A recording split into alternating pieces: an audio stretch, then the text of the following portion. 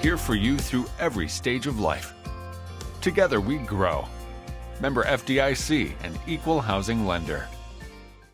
It is estimated that more than half of all colorectal cancer cases could be prevented by receiving a colonoscopy regularly. A colonoscopy reduces deaths from colorectal cancer by 60 to 70%.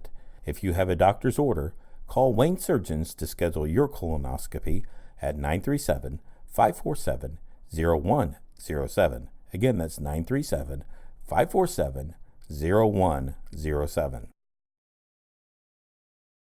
Hi, I'm Ryan Berry. Welcome to DarkeCountyMedia.com Extra. And this is part two of a program we began last week, and we just ran out of time and some of the positives that are taking place. Yes, we're wearing the same clothes because we just stopped and restarted, but we would continue with Matt Aultman, the Darke County Commissioner. Some of the positives that are taking place in Darke County, we always hear or see the negatives, but there are a lot of positives that are taking place. Last week we talked about the annex and how that's getting ready to open here soon. We talked about the airport. We talked about the fairgrounds and the how that's progressing as far as the insurance money coming in. And we also talked about Union City. So this week we're going to talk about some other things that are taking place in the county over the past year since in 2019. And one of these is the Code Red program through the, I guess it's the Darke County Sheriff's Office. Is that correct? It was, and what's going on with that? Well, it was brought to us by the Sheriff's Office, Dispatch, and EMA, and it was right before the fair happened. Mm-hmm. And if many of us look back to when we had the fair a couple years ago, you always have the kids that's separated from their parents, and they're always returned safely, and you have weather issues that come up. So the Code Red system is an app that's on your cell phone, and it's a program that they utilize through the dispatch that they can notify the masses. So if you're in a certain demographic region of where they dispatch this code, they can get out notifications to the public very quickly to help find that lost child, abducted child, weather alerts, anything that's mass notification. Arcanum folks, any of you listening to Arcanum's used to this program because I believe they instituted the Code Red a couple years before we did. But monetarily, it made sense as a safety thing for the citizens of Darke County to bring Code Red to the Darke County. They've utilized it multiple times. I believe most recently was when they issued the first snow emergency. Okay. So it went out, and me personally, I think I've signed up for every portion of it just to see how it works. But we got a phone call, we got an email, we got a text, and then we had the Code Red program alert us as well. So if you can't get notified by 4 different terms, I mean, right. So, but it's a great thing, and it's kind of devastating when you look back to the Memorial Day weekend, the tornado outbreaks, to have this kind of program out there. What kind of difference on alerting that would be? So if you're sitting at home and you're watching Netflix, you don't get the notifications like you would be if you're watching one of the news programs or on Facebook, look at the Early Birds page or something like that. Right, exactly. So that little plug there. Yeah, I appreciate that. But this here will alert you if you're out at a baseball game or a football game or something. When you're away from most of your news channels, it'll still ring your phone so you're notified of emergencies. And like I said before, and it just made sense when they brought it to us that the county supported bringing it to the county. And safety is one of those areas that's part of your job, is making sure that Darke Countyans are safe. Correct. So, moving on, we talked about this a little bit beforehand. I was looking at the September numbers for unemployment, and we're down to 3.8%, which is really good. I think the county with the lowest unemployment is just the county north of us, Mercer County. What does that tell you about Darke County's economic development, and how is that working? Well, back in 2007, 2008, the great job crisis, the unemployment numbers was 10, 11%, things like that. Darke County buckled down and started the Community Improvement Corporation and went to the Partnering for Progress program. And as a group, business owners and economic development, and I was told Mike Bowers will be in to share of all the right. economic We'll get him in stuff here in a week or so. Yeah. But the fact of the matter is they come together and looked, what can we do to help improve our county? So it was attracting business, it was supporting business, it was making us an environment to provide jobs and support those folks out there. We got with Hometown Opportunities that constantly posts job offerings out there for anybody. The county, when we do our hiring, we post it on Hometown Opportunities to get more sites out there to see. And we can even target, like let's say Wilmington, when the airport went out, we could target those folks in that zip code to bring those workers here to help fill jobs that need to be filled. But the fact of the matter is we got plenty of opportunity for jobs to be filled here in the county. We got strong, manufacturing background. We're starting to get into some other differentials out there, offering jobs as like your service industries and all your professional industries. I know with the expansion of Wayne Hospital, there's going to be a lot of professional services and nursing services and medical stuff that's going to be needed. Plus the things just simple as accounting and janitorial. I mean, you don't think of all those things happening, but it's all part of business. Right. But if you don't see buildings building, if you don't see success of the business, so that's what's being happening. You've seen Whirlpool add on, Midmark's adding on, Jaffe just put on a huge expansion out there. So with those kind of expansions, they need bodies. And that proves where our job numbers are. And Jaffe's one of those, I guess, good news stories.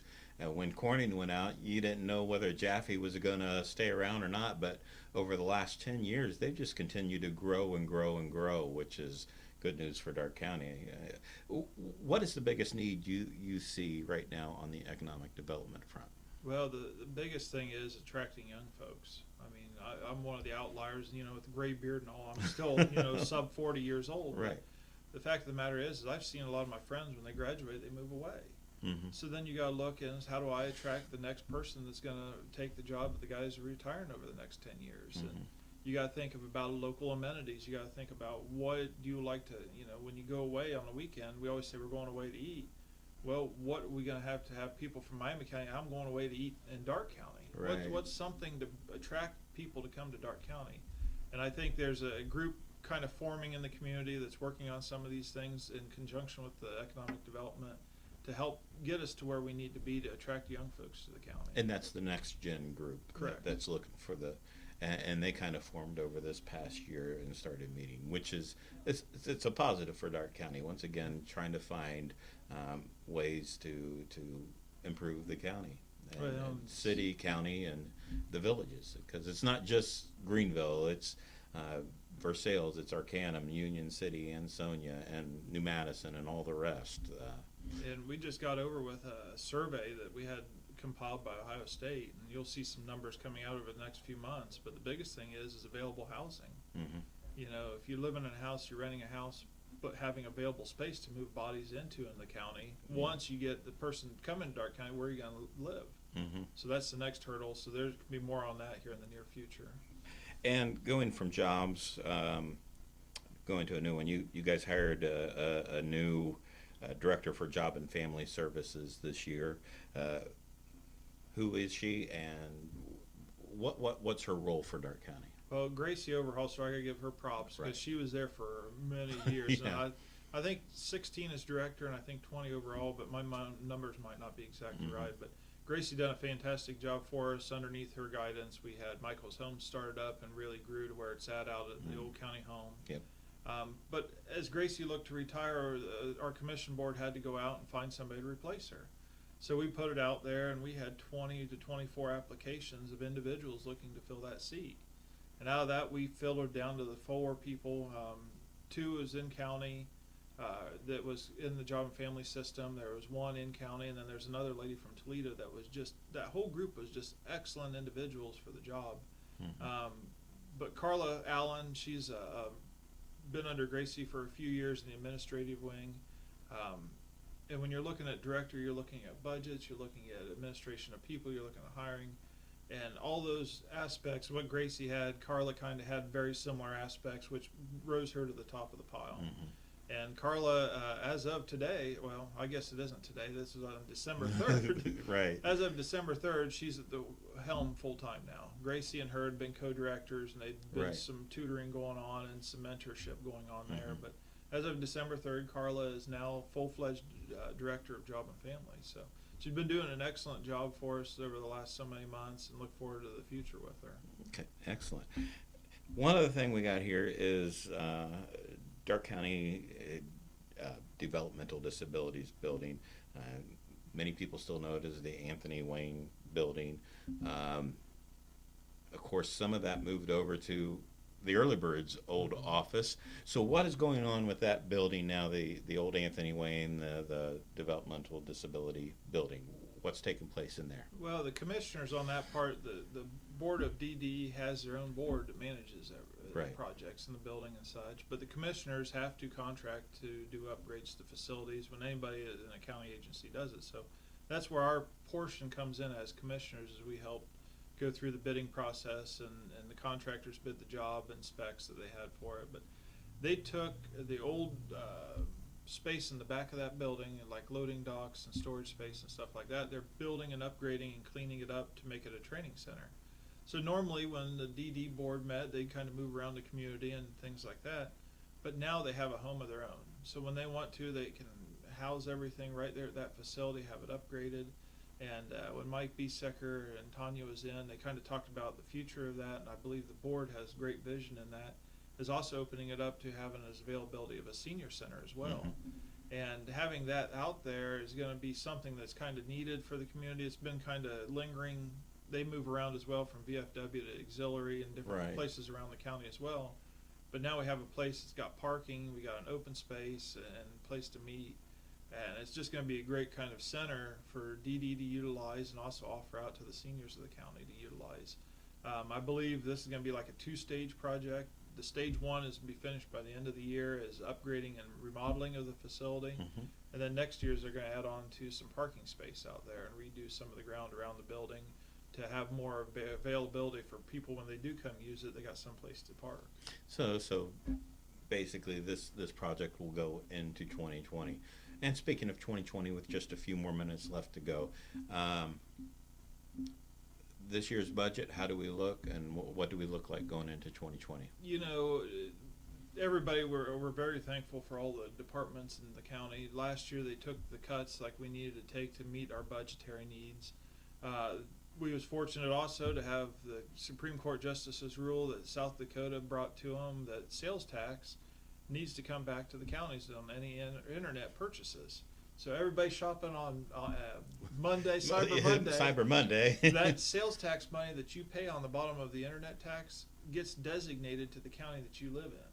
So now if you buy from Amazon, you buy from eBay or any of these companies, and you get sales tax, the sales tax money comes back to the counties now, which hadn't happened ever before. Right. So some of them may have done it, you know, as a part of their process, but now they're mandated that we do get our money, or get the sales tax money coming to utilize with our budget, which has helped some relieve some of the pains.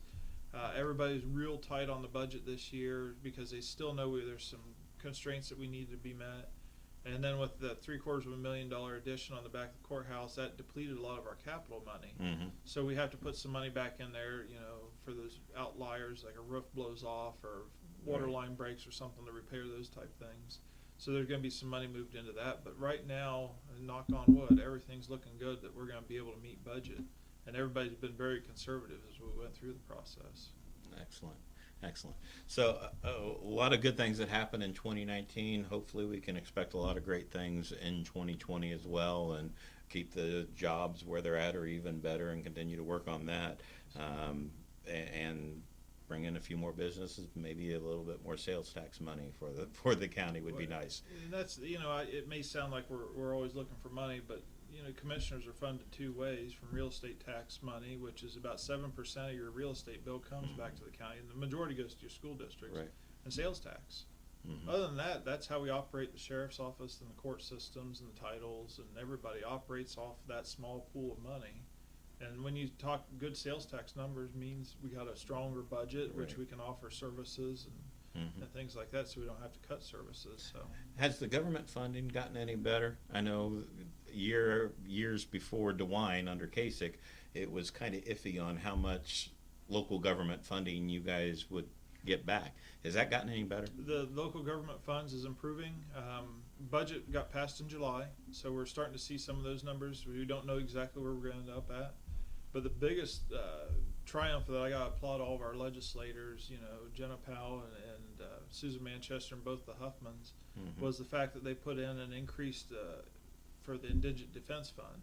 So if you can't afford a lawyer, there's a fund that the county has to provide a lawyer.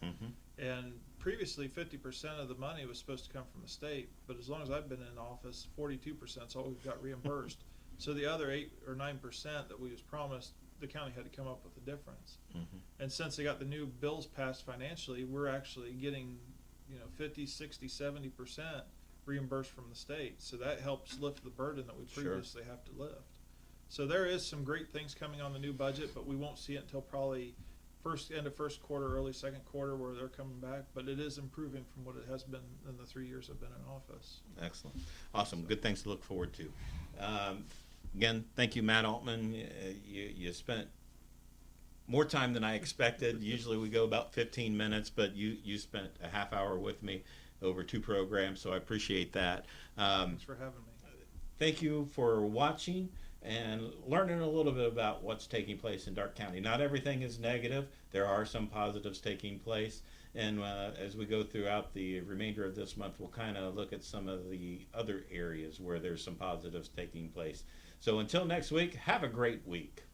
Where do you go for treatment of minor cuts and burns, fever, cough, rashes, eye, ear, and general infections, and much more, but you don't have an appointment? Visit Wayne Healthcare's Walk-In Care, Monday through Friday, 8 a.m. to 4:30 p.m. Wayne Healthcare's Walk-In Care Center is located at 828 Central Avenue in Greenville. Again, they are open Monday through Friday, 8 a.m. to 4:30 p.m. Remember, no appointment is necessary.